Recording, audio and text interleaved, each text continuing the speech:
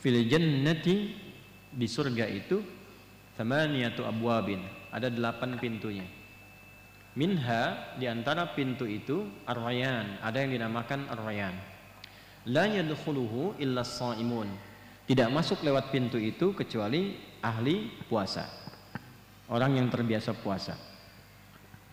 Itu satu pintu, tapi penegasannya 8 pintu. Nanti ada di hadis-hadis lain, termasuk dalam Sahih Muslim, disebutkan bahwa di surga ada 8 pintu. Nanti faman du'iya min babis shalah, boleh dicatat, ada yang akan dipanggil dari pintu salat. Satu. Jadi kita sudah dapat tadi pintu ar-rayyan ya. Siapa yang masuk lewat pintu itu? Orang puasa. Yang kedua, man du'iya min babis shalah, dari pintu as-shalah, pintu salat. Yang ketiga, man du'iya min babis shadaqah, dipanggil dari pintu sedekah. Sudah? Kemudian faman du'iya min babil jihad, dipanggil dari pintu jihad. Sudah berapa? Satu apa? Rayyan. Yang kedua, salat. Yang ketiga, yang keempat. Nah, ini 4 langsung yang disebutkan oleh Rasulullah SAW. Kalau disebutkan oleh Rasulullah, berarti ini yang pokok. Ini yang pokok. Jadi kalau kita mau dapatkan yang pokok, maka komitmen pada yang 4 ini. Salat jangan tinggal. Puasa latih. Dari Ramadan tambah sedikit sunnah, mulai latihan. Sedekah. Sedekah itu bukan hanya lewat uang. Semua jenis kebaikan yang mampu dilakukan disebut sedekah. Berbagi makanan, besok Jumat mau bagi-bagi. Jangan lihat berapa yang bisa diberikan. Yang penting kita ingin mengamalkan hadis Nabi. Itu. Titipkan. Saya cuma punya kurma 10 misalnya. Bungkus satu-satu, titipkan pada orang yang pakai nasi kotak, masukin 1. Saya cuma punya air, nggak apa-apa. Simpan, masukin tekonya, simpan di situ. Niatkan. Perkara orang minum atau tidak, itu bagaimana Allah menggerakkan dia. Yang penting kita sudah berniat untuk menerjemahkan apa yang Nabi pernah sampaikan. Dan di niat itu kita dihisap. Pahala udah ada. Jadi begitu sudah bikin ditaruh, pahala sudah turun. Tinggal nanti ikhlas atau tidak, itu yang mengurangi atau menambah pahala. 4 bagian ini. Jihad itu berjuang dengan sungguh-sungguh. Ya, nanti babnya naik sampai ke puncak tertingginya. Bekerja itu jihad. Kalau diniatkan untuk ibadah. Ibu merawat anak, menjaga suami dalam kebaikan itu jihad. Sepanjang diniatkan untuk ibadah. Ya, anak-anak sekolah itu kalau disekolahkan di tempat yang baik untuk mengenal Allah, itu jihadnya. Pahalanya banyak. Sampai tingkat tertingginya kalau negara kita memanggil. Ada invasi dari luar, darurat kita harus keluar. Bela negara ini. Jadi yang terdepan dan niatnya untuk ibadah. Itulah jihad yang tertinggi sampai kita wafat. Dulu kan ulama kita ada resolusi jihad kan. Nah, makanya bab jihad itu bagi orang Islam itu penting. Salah satunya apa? Untuk bela negara. Makanya pelajarannya ketat, kurikulumnya diatur. Jadi nggak sembarangan. Ini yang harus diluruskan. Ya, jihad itu bukan tembak orang sembarangan, bom orang sembarangan, ini itu. Nah, itu yang keliru. Ya, jadi keras, jadi radikal sehingga muncul Islamofobia. Bukan itu. Mesti diajarkan. Nah, yang paling bahaya adalah ketika muncul persepsi, oh ini nggak bagus, akhirnya dihilangkan dari kurikulum. Nggak diajarkan, itu yang salah. Harusnya dibentuk tim, ulama mengajarkan, diberikan babnya. Tentara yang muslim, polisi yang muslim, belajar itu. Sehingga kekuatan untuk mencintai negaranya makin tinggi. Dan tidak merasakan sia-sia dalam pengorbanan itu. Makanya dulu itu ada resolusi jihad. Mbah Hasyim Asy'ari keren, Hadratus Syekh itu muncul resolusi jihad, berjuang semua. Jadi kita itu sebagai orang Islam sudah pasti cinta negara. Nggak boleh ada orang Islam tinggal di tempat tertentu, ya melukai negaranya, itu nggak mungkin. Pasti berbuat yang terbaik untuk tempat yang dia pijak. Makanya nanti kalaupun Anda belajar, nih ya teman-teman nih yang sudah sukses di luar, pulang, bangun negeri ini, cintai negeri ini, bangun. Karena itu amanah dari Al-Quran. Ya, di tempat yang kita pijak itu yang kita makmurkan. Bangun koneksinya satu-satu. Apapun yang Allah amanahkan kepada kita. Ya, jangan dipecah-pecah, tapi disatukan. Makanya nggak boleh saling terpecah belah. Ya, nggak boleh saling menyudutkan, menjelekkan. Ya, atau dibawa untuk terpolarisasi macam-macam. Kita menyatu dalam kebaikan. Doakan orang, ajak, tampilkan yang baik-baik. Itulah muslim. Beda pandangan boleh, beda pendapat boleh, tapi semua keragaman itu disatukan dalam satu cita-cita yang sama.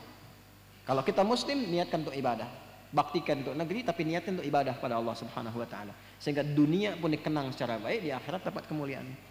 Jelas? Nah, dan tidak akan pernah ada ulama yang mengajarkan pertentangan apalagi dengan hukum-hukum negara, apalagi Indonesia. Ya, karena Indonesia itu hukumnya dibuat tidak bertentangan dengan agama. Jadi salah kalau ada yang bertanya misalnya bagaimana hubungan antara Islam dengan Pancasila? Jawab, hubungannya baik-baik saja, tidak ada masalah. Gitu ya? Nah, karena keduanya nggak bisa dipertentangkan, pasti akan mensupport dalam semua nilai kebaikan. Sila pertama apa? Ketuhanan yang maha esa. Nilainya di Quran ada, qul huwallahu ahad. Sila kedua apa?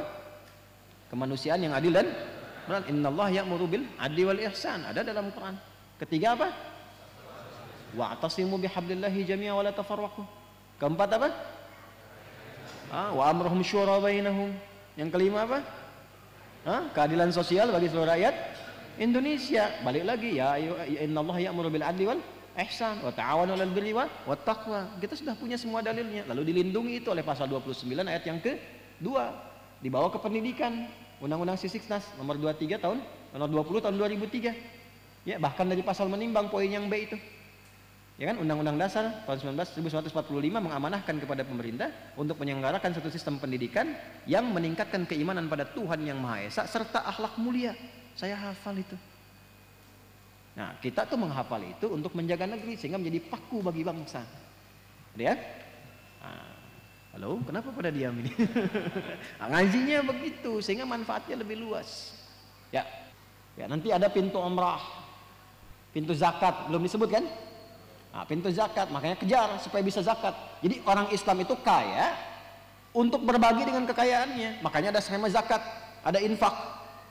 Jadi cari kaya itu supaya bisa zakat, bukan untuk update status. Jelas? Baik. Pintu zakat, pintu apa lagi tadi? Umrah, haji. Ya, jadi setiap ada amal soleh, ulama menyifati itu. Sehingga Ibnu Abbas rahimahullah, ya, Ibnu Abbas radhiyallahu taala anhuma menyebutkan 7 jenis surga dengan semua tingkatan amalannya. Nanti yang ke-8 itu pintunya untuk semua.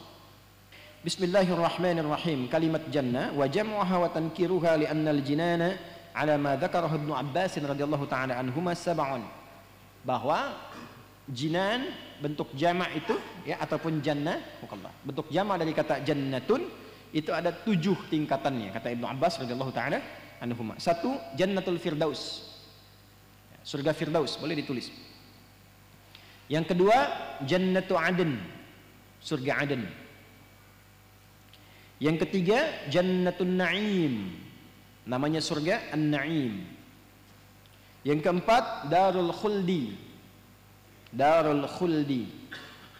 Yang kelima, jannatul ma'wa, jannatul ma'wa. Yang keenam, darus salam, darus salam. Yang ketujuh, illiyun, illiyun, illiyun. Wa fi kulli wahidatin minha maratibu wa darajatun mutafawitah ala hasbi tafawutil a'mal wal i'mal. Dan setiap di surga yang disebutkan tadi ada tingkatan-tingkatan lagi sesuai dengan amalnya masing-masing. Jadi tadi yang disebutkan pintu salat, pintu zakat, pintu puasa, itu pintunya itu ada di setiap surga yang tadi. Jadi di Firdaus itu ada amalannya. Masuk surga Firdaus itu nanti ada urutannya.